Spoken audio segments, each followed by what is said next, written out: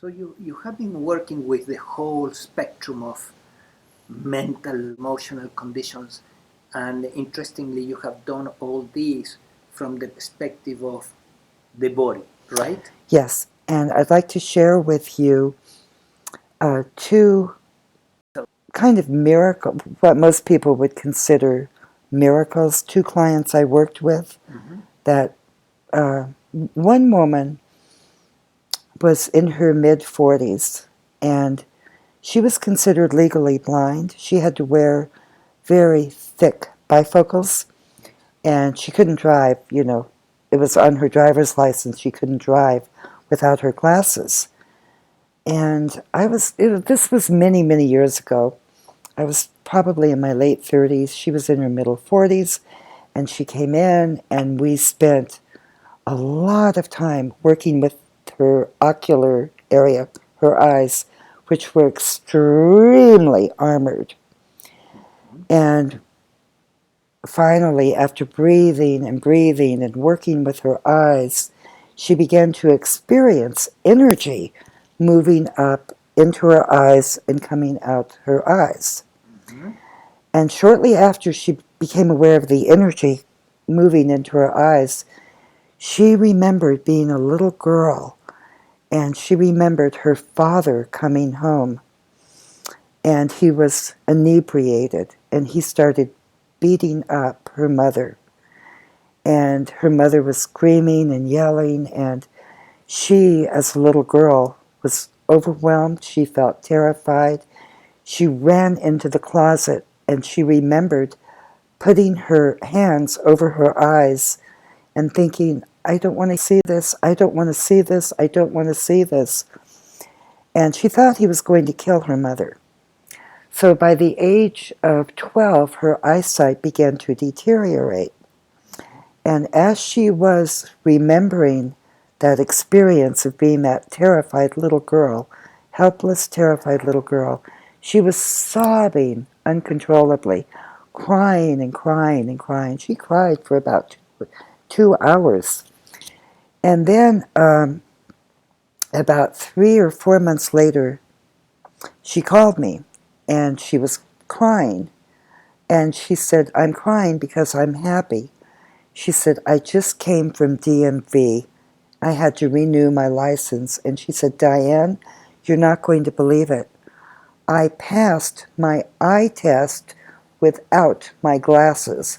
She said, my eyes are normal now. Wow. And so that really proved to me how the emotions affect the development and of our physical body as children. My name is Diane Newton, and I've been a Neo-Reichian therapist for over 30 years. For over 30 Long years. time. Wow. Yeah. Good. Yeah, and I am semi-retired. I still see a few clients. A few clients. Yeah, but where do you see them?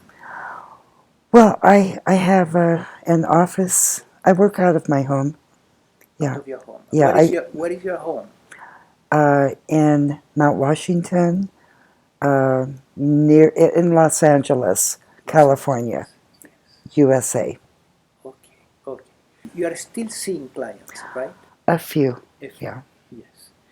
And what has been your experience through the years with Neo-Reichian therapy? Well, for me personally, I went through therapy. I spent about 7 years going through therapy, and it totally and completely changed my life. And I realized the value of this type of therapy, how important it is for individuals that really want to heal and deal with their shadow self, with the deep down, the repressed, feelings that have been there since early childhood.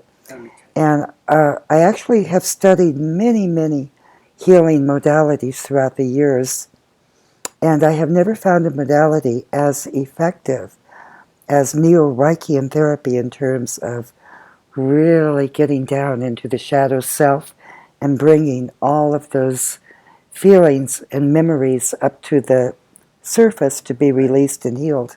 Yes, good. And I understand you have a master's degree in... I do, in marriage, family, and child counseling. A master's in psychology and a license as a marriage family. Well, I've kind of let my license elapse, but I did have one. Yeah, when I was very actively, doing this type of work. Today work more as healing. Right. Right. Good. Yeah. Okay.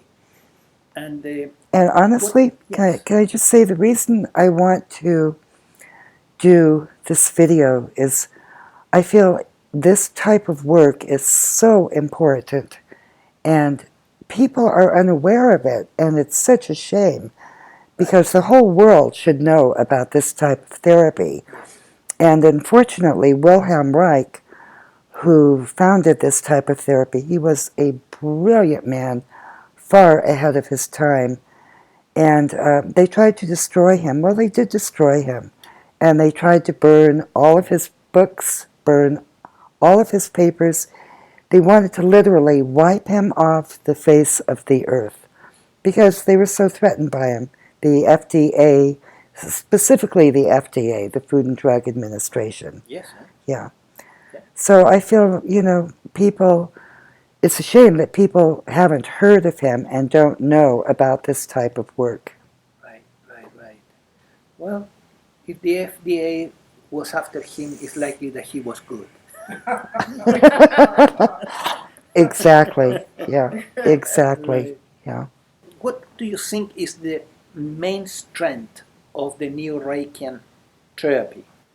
Well, Neo-Reichian therapy basically utilizes two primary techniques to get down to the repressed emotions, and one is breath work, different types of breathing to build up the energy.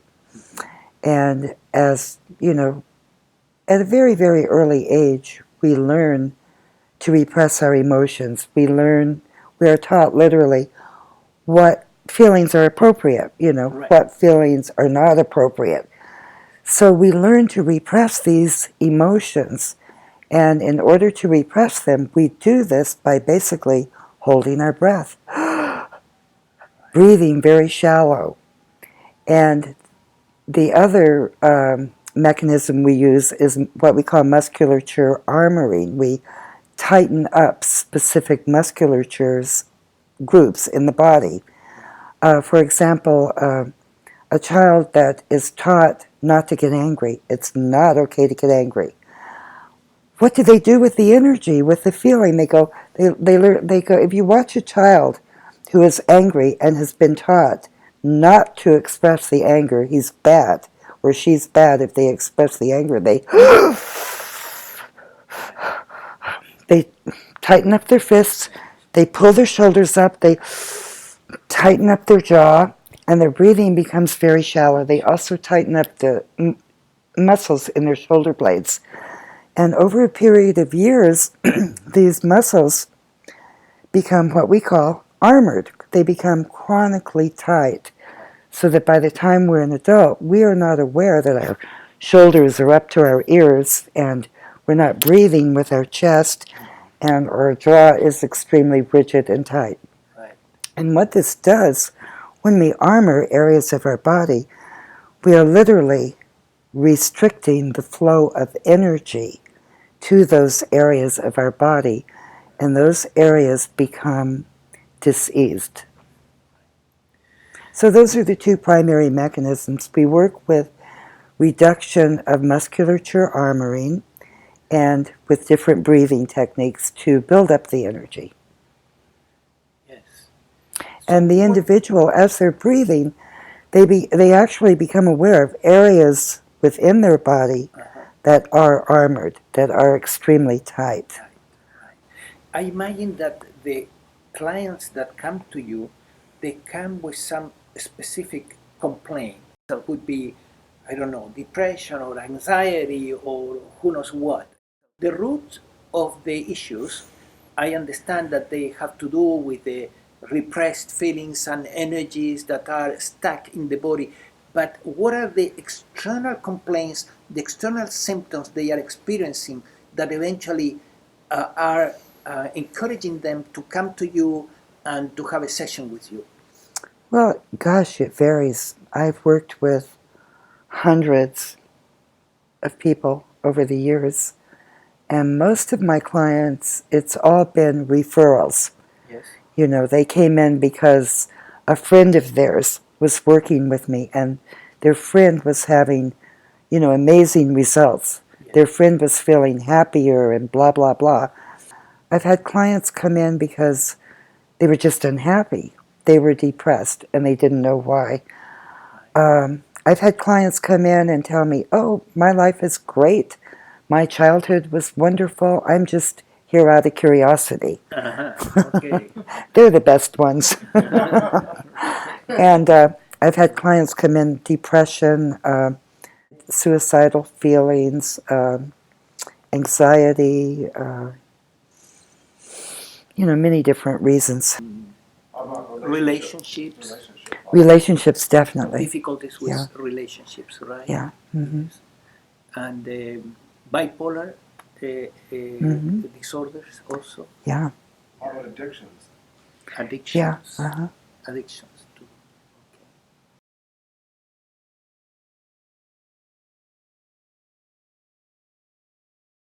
And I had another client. She was a model, beautiful girl, and but she had no breasts. She was totally and completely flat. I mean, literally.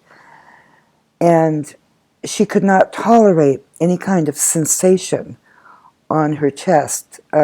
She was married, and she had told me that her husband could not touch her on her chest. She couldn't tolerate it. So we worked at a lot of breathing to get the energy up into her chest, and she began to have a lot of sensations and feelings in her chest.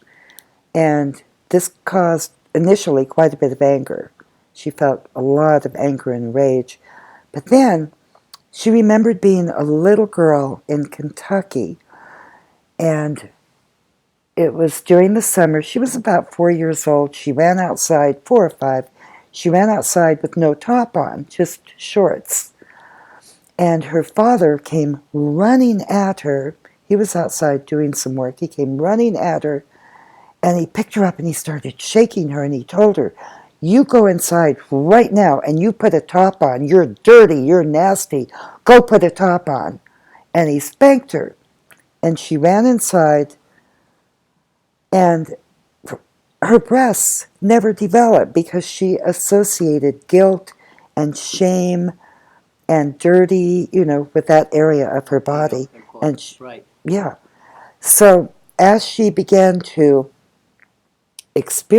release the feelings she had been holding in her chest, her breasts began to develop. How old was she? She was 31. 31. Yeah, she was 31. And her breasts began to develop, and everyone thought that she had had, a breast job. Even her mother said, when did you have your breasts done? And she said, I didn't have a breast job. So when the energy that she was holding in, all the guilt and the fear and, the disgust, when all those feelings were released and she was able to tolerate pleasure and energy, then her breast developed. Yeah.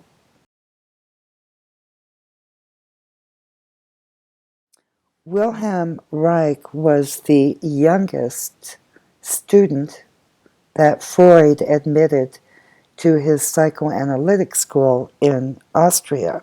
Mm-hmm.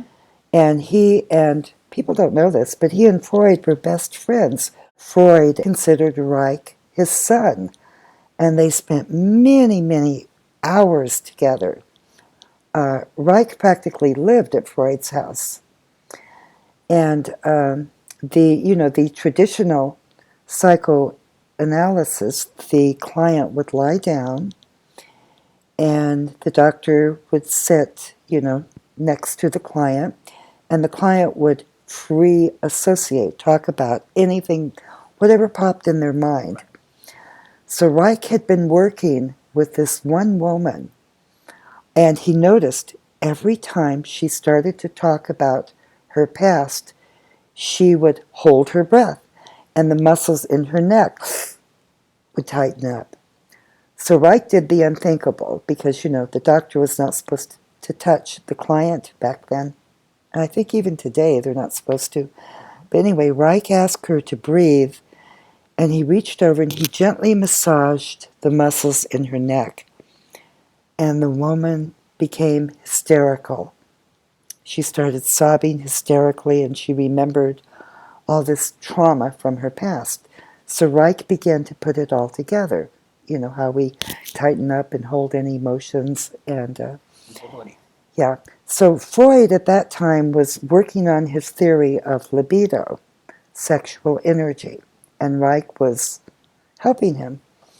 Well, most of Freud's patients were these very wealthy, elderly Vietnamese women, and they didn't really approve of Freud's libido theory, so Freud kind of shoved it aside. But Reich continued to work on it, and Reich discovered what he called the orgone energy, the libido, but he called it orgone energy. And he believed it was the life energy, what we call qi, the life force, and that it had natural pathways through the body.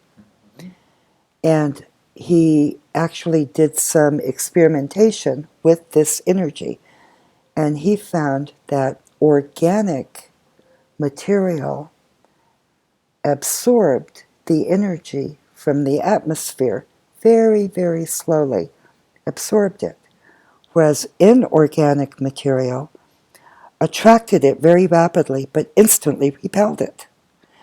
So he built what he called back then an orgone accumulator, and it was made out of alternating wood, metal, and he took 50 to 100 people that had terminal cancer. Some had 3 months to live, some had 6 months to live, and he put them in the orgone accumulator for varying amounts of time each day, and lo and behold, the majority of them, the cancer went in remission. So he wrote a great big thick book called Cancer Biopathy, in which he detailed all of his experiments so that any doctor could replicate his work. Reich, by the way, wrote over 30 books. And so then one of his books, Character Analysis, was actually required reading for all grad students in psychiatry for many, many years. And character analysis had to do with neo-Reichian work, with the breath work, with the energy, with the armoring. So, Reich, apart from being a great doctor and psychiatrist, he was also a scientist. The man was brilliant.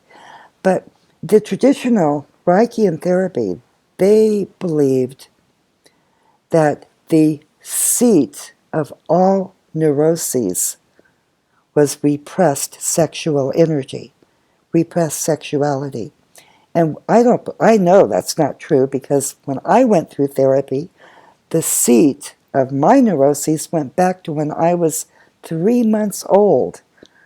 And my mother was with me for the first 3 months of my life. I was a happy baby. She left me with my grandparents, and all I did was cry. I wouldn't eat, I wouldn't sleep. They had to sit up at nighttime and take turns rocking me. And then finally, after a couple of months, she took me to the doctor and they gave me sleeping medication.